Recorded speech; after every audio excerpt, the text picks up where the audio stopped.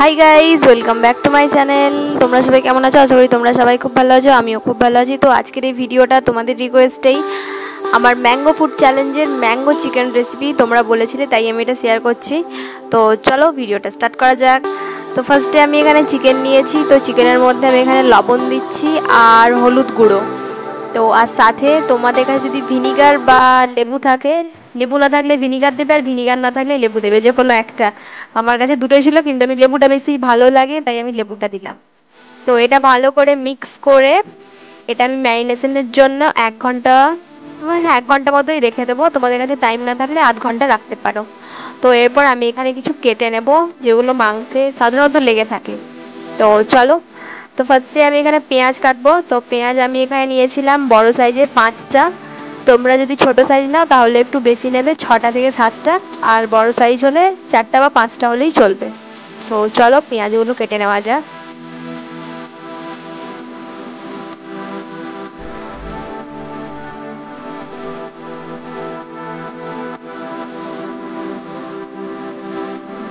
তো আমার এখানে পেঁয়াজ কাটা প্রায় কমপ্লিট। তো এরপর আমি রসুন কয়েকটা কুচিয়ে নেব। তো চলো কোচানো যাক। মাংসে পেঁয়াজ রসুন আদা এটা কম্পালসারি, তো এগুলো তো কাটতেই হবে, কিছু করার নেই। তো আদাটাও আমার কোচানো হয়ে গেল। তো এরপর আমি কেটে নেব ম্যাঙ্গো। যেহেতু এটা ম্যাঙ্গো চিকেন, আম ছাড়া চলে, তো আম তো কাটতেই হবে। তো এখানে আমি আম একটা গ্রেট করে নিচ্ছি। তো তোমরা চাইলে হালকা মিক্সিতে বেটেও নিতে পারো, কিন্তু গ্রেটটা বেশি ভালো লাগে, তো তাই জন্য আমি গ্রেট করছি। আর হ্যাঁ, আমি ম্যাঙ্গো চিকেন বানাচ্ছি, ঠিক আছে? তোমরা আমার ম্যাঙ্গো চিকেন খাওয়া যদি না দেখে থাকো, তো আমার ম্যাঙ্গো ফুড চ্যালেঞ্জ আমি লিঙ্ক দিয়ে দেবো ডেসক্রিপশানে, আর এখানে কার্ডেও দিয়ে দিচ্ছি। তো তোমরা চাইলে দেখে নিতে পারো, ঠিক আছে? তো দেখতে থাকো। আমার এখানে আমটা গ্রেট করা কমপ্লিট। তো চলো দেখা যাক। তো এরপর আমি কয়েকটা কাঁচা লঙ্কা কেটে নেবো। কাঁচা লঙ্কা ছাড়া মাংস রান্না অসম্পূর্ণ, তাই আমি কাঁচা লঙ্কা কাটবই। তো এখানে আমি 7-8টা মতো কাঁচা লঙ্কা কেটে নেব। তো চলো রান্নার দিকে যাওয়া যাক।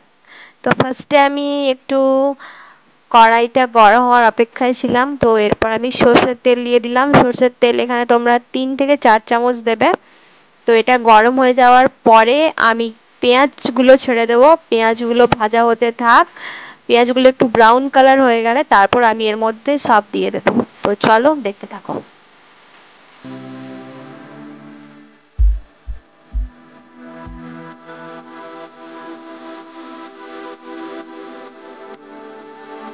তো এখানে পেঁয়াজগুলো হালকা হালকা ভাজা হতে থাক, একদম একটু ব্রাউন কালার চলে এলে এরপর আমি এর মধ্যে আস্তে আস্তে দিয়ে দেবো।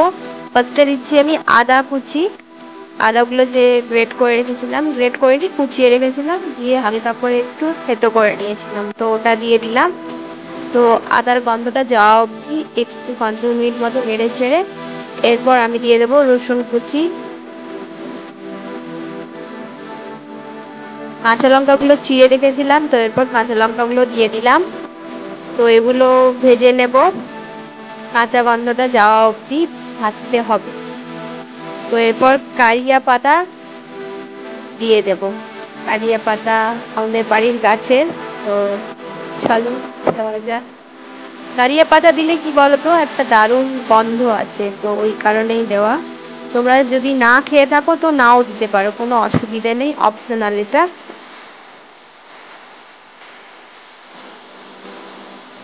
তো এরপর আমি দিয়ে দিচ্ছি হলুদ গুঁড়ো।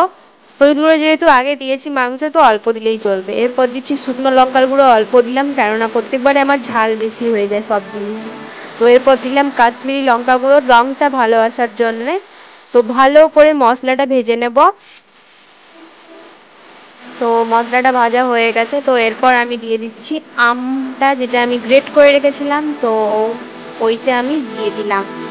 তো এটা ভালো করে এখন কষাতে হবে হালকা হালকা জল দিয়ে, যেহেতু আম এটা দেখবে সাধারণত, যদি তোমরা করে থাকো আগে সেটা আলাদা ব্যাপার, যদি না করে থাকো দেখবে আমটা একটু আঁটলো টাইপের, তো ওটাতে মানে প্রায় কড়াইতে জড়ে যায়, তো ওই কারণে জল দিয়ে দিয়ে কষাতে হবে। তো এরপর আমি দিয়ে দিচ্ছি লবণ, যেহেতু এই মাংসে লবণ দিয়েছি ওই জন্য পরিমাণ মতো দিতে হবে, বেশি হয়ে গেলে চাপ হয়ে যাবে।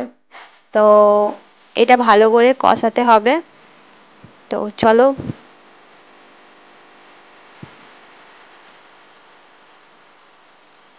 তো এরপর এটা আমি ঢাকা দিয়ে রেখে দেবো 15 মিনিটস মতো লো ফ্লেমে। তো 15 মিনিটস পর এটা আমি খুললাম, তো এটা থেকে জল বেরিয়ে গেছে। তো চলো, এটা কষানো অলমোস্ট হয়ে এসছে। তো এরপর আমি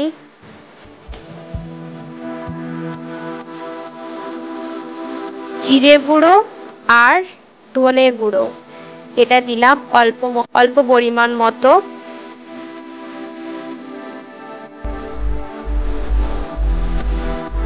তো এটা আমি মিক্স করে নেবো এটার সাথে ভালো করে। এরপর হালকা হালকা জল দিয়ে এটা একটু কষিয়ে নেব, যেহেতু এটা লেগে যায় ওই কারণে জল দেওয়া।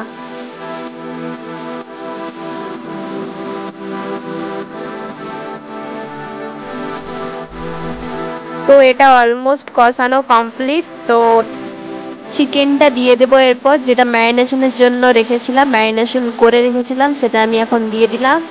তো চিকেনটা এবার ভালো মতো কষাতে হবে। তো যত কষাবে তত টেস্ট আসবে, বুঝলে? তো এটা আমি এখন ঢাকা দিয়ে রেখে দেবো 15 মিনিটস মতো, যাতে এটা ভালো করে সেদ্ধ হয়ে যায়।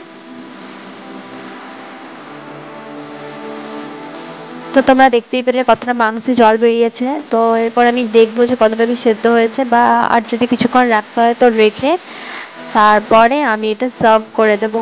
তো তোমাদের যদি রেসিপিটা ভালো লেগে থাকে তো লাইক, কমেন্ট, শেয়ার, বেশি বেশি করে শেয়ার করো আর লাইক করো। আর চ্যানেলটা সাবস্ক্রাইব করতে ভুলো না।